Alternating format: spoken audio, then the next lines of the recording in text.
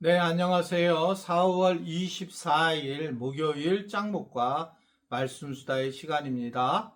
오늘 주시는 하나님의 말씀은 창세기 38장 1절에서 11절의 말씀인데요. 하나님 말씀을 보시겠습니다.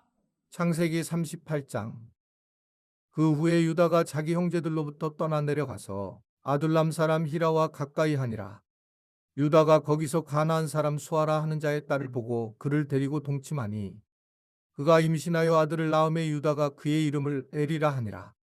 그가 다시 임신하여 아들을 낳고 그의 이름을 오난이라 하고 그가 또 다시 아들을 낳고 그의 이름을 셀라라 하니라. 그가 셀라를 낳을 때에 유다는 거십에 있었더라. 유다가 장자애를 위하여 아내를 데려오니 그의 이름은 다말이더라.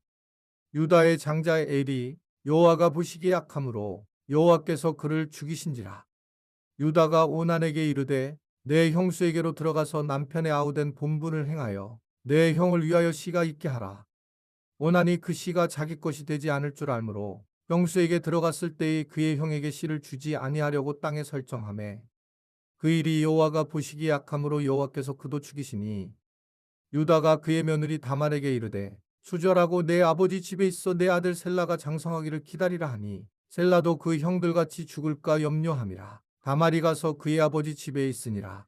네, 이제 요셉이 애굽으로 끌려간 다음에 나머지 형제들 이야기 중에 오늘은 특별히 유다에 대한 이야기입니다.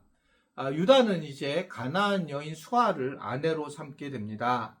그리고 아들 엘 오난 셀라를 이제 낳게 됐는데 당시 결혼이라고 하는 것은 그냥 사는 게 아니고 종교 자체도 이제 바뀌게 되는 것을 의미를 했다라고 하는 겁니다. 그러니까 결국 그 노아의 홍수가 일어난 이유도 하나님의 아들이 사람의 딸들을 사랑하면서 문제가 됐잖아요. 즉 이방 여인들의 사랑을 하면서 문제가 됐고 솔로몬 왕도 굉장히 훌륭했다가 결국은 이방 여인들이 오면서 산당을 만들게 되고 그리고 결국 영적인 그런 간음이 이루어지면서 결국 솔로몬도 이제 마지막에는 망하게 되는 상황을 가지게 됩니다.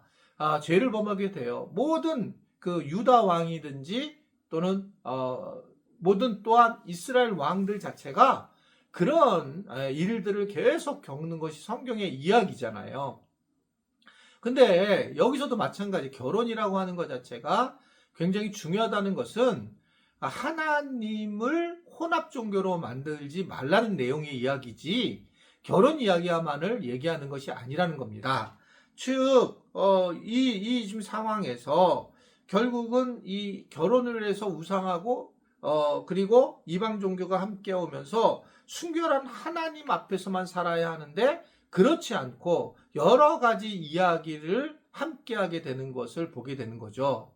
우리가 오직 주님만을 바라봐야 되는데 그 주님만을 바라보는 것에 다른 것들이 생기게 되면서 주님을 바라보기도 하지만 대체적으로는 성적인 문제가 자리를 잡게 되어서 성적으로 문제를 일으키는 거죠.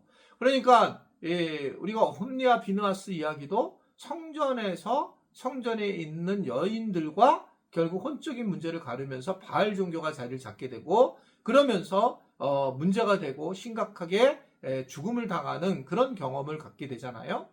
저희가 이제 그 로마 그 고린도라든지 또는 에베소 가게 되면 볼 수 있는데 특별히 이제 고린도에 가면 그 뒤에 산들이 이렇게 있는데 거기에 꼭대기에 이렇게 성 하나 조그만 게 있어요. 근데 거기가 매춘들이 살았던 지역이라고 얘기해요. 올라가 보지는 저는 못했는데 거기에서 이제 고린도 지역으로 내려와 가지고 밤마다 유혹을 하게 되고 그 고린도 성이 그 하나님의 성임에도 불구하고 결국 나중에 이런 어려운 일을 당하면서 갈라지는 아픔을 겪게 되잖아요.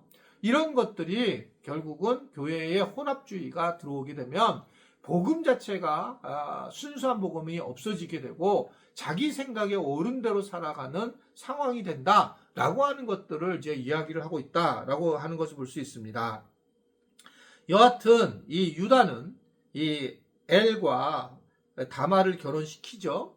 장자인데 엘이 하나님 앞에서 악을 행하고 아들 없이 죽게 되자 이제 그 다말을 유다는 둘째 아들 오난에게 다말을 넘기죠. 그런데 또 이 오난도 책임을 다하지 않고 죽게 됩니다. 당시에는 이제 그 형이 죽으면 동생들이 그 형수를 받아들이는 습성이 있었기 때문에 그렇기 때문에 나무 형제인 형제가 또 이 아들을 대신 나눠줌으로 기업을 상속받을 수 있었는 그런 상황이었잖아요. 그러니까 이제 그런 상황으로 계속 이루어지는 그런 이야기인데요. 그러면서 결국은 이 공동체 안에서 끝까지 뭔가를 남기려고 하는 그런 습성에서 이루어지게 되었습니다. 여하튼 이 다말이 매우 중요한 이제 역할을 이곳에서 하게 되는 것을 볼 수가 있습니다.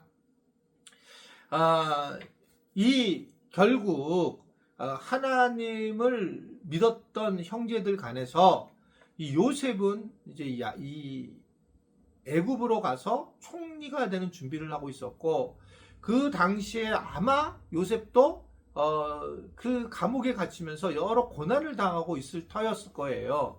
근데 이제 이 또 유다는 또 이쪽 분야에서 가나안 여인과 결혼하면서 또 여러 어려운 일을 당하고 있었다라고 하는 것을 보게 되고 그런 이제 과정 중에 이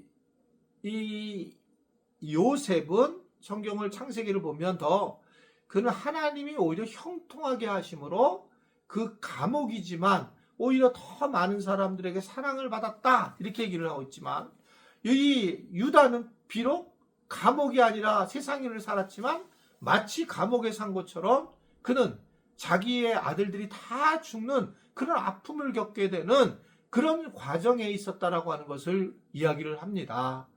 즉 하나님이 어떻게 우리를 만나주시고 어떻게 우리를 이끄시냐에 따라서 우리가 어디에 살든지 간에 그게 중요한 것이 아니다 라고 하는 것을 생각할 수 있는 부분이라고 보여져요.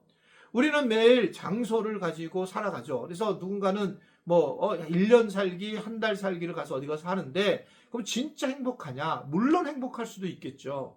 그러나 더 중요한 것은 만약에 부부가 한 달 살기를 하게 되면 부부 문제가 더 중요하다는 거예요. 부부 관계가. 거기서 싸우면 아무 의미가 없는 거죠.